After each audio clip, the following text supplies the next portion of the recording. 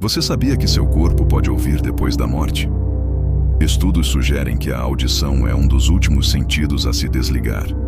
Pesquisas com pacientes em estado terminal mostraram que, mesmo quando a consciência parece ter desaparecido, o cérebro ainda responde a estímulos sonoros por alguns minutos após a morte clínica. Ou seja, uma pessoa pode ser incapaz de se mover ou reagir, mas ainda consegue ouvir o que está acontecendo ao redor, mesmo nos momentos finais. Sinistro, né? Você sabia que seu corpo pode ouvir depois da morte?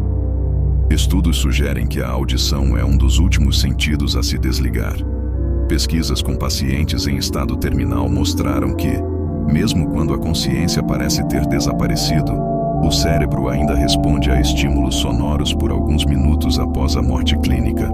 Ou seja, uma pessoa pode ser incapaz de se mover ou reagir, mas ainda consegue ouvir o que está acontecendo ao redor, mesmo nos momentos finais. Sinistro, né? Você sabia que seu corpo pode ouvir depois da morte? Estudos sugerem que a audição é um dos últimos sentidos a se desligar. Pesquisas com pacientes em estado terminal mostraram que, mesmo quando a consciência parece ter desaparecido, o cérebro ainda responde a estímulos sonoros por alguns minutos após a morte clínica.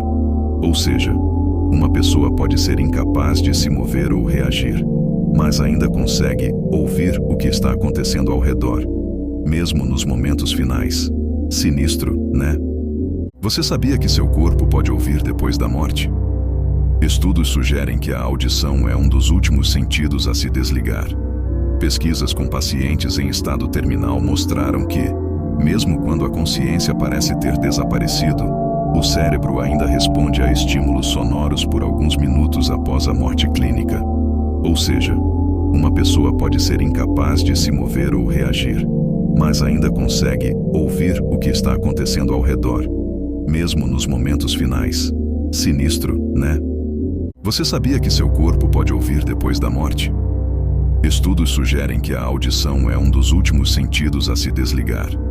Pesquisas com pacientes em estado terminal mostraram que, mesmo quando a consciência parece ter desaparecido, o cérebro ainda responde a estímulos sonoros por alguns minutos após a morte clínica. Ou seja, uma pessoa pode ser incapaz de se mover ou reagir, mas ainda consegue ouvir o que está acontecendo ao redor, mesmo nos momentos finais.